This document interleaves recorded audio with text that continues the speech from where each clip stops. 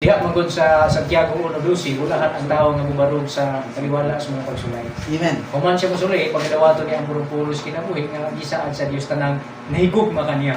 So kinsa ang makapabilin?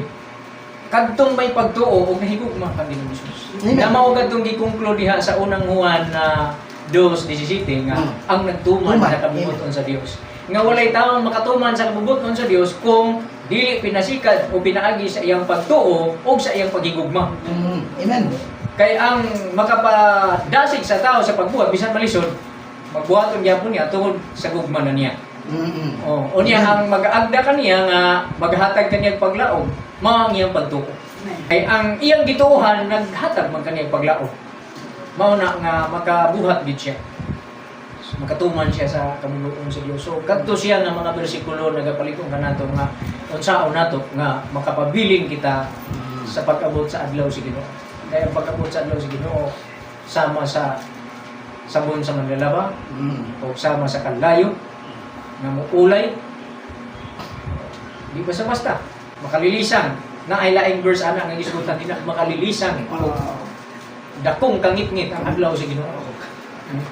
Mao na nga importante ayo kay nagiingon din sa Salmo 78 ang hinungdan nga hisgutan ang pulong ang mga buhat sa Dios kay aron ang mga tao ibutang nilang ilang paglaom diha sa Dios. Amen. Mao na nga ayo di gid ita magkatakaan ng balik-balik nga testimony. Dapat gani di ay balik-balikon.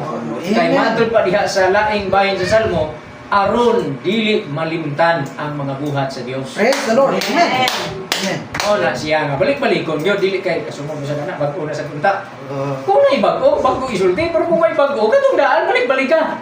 Kay mao ni tuyo. Amen. No, ganing gisulat sa kasulatan, mga testimony gani sa mga buhat sa Dios, mga record daghan dinhi ang mga record testimony sa mga buhat sa Dios. Kung balik-balikon nimo kana, di unsa ba pagsulbad ang problema, di unsa ba pag-ayo ang sakit, hala tanan dina, di unsa ba pagpasaylo ang sala, di unsa ba nga ang guba nga relasyon na ayo.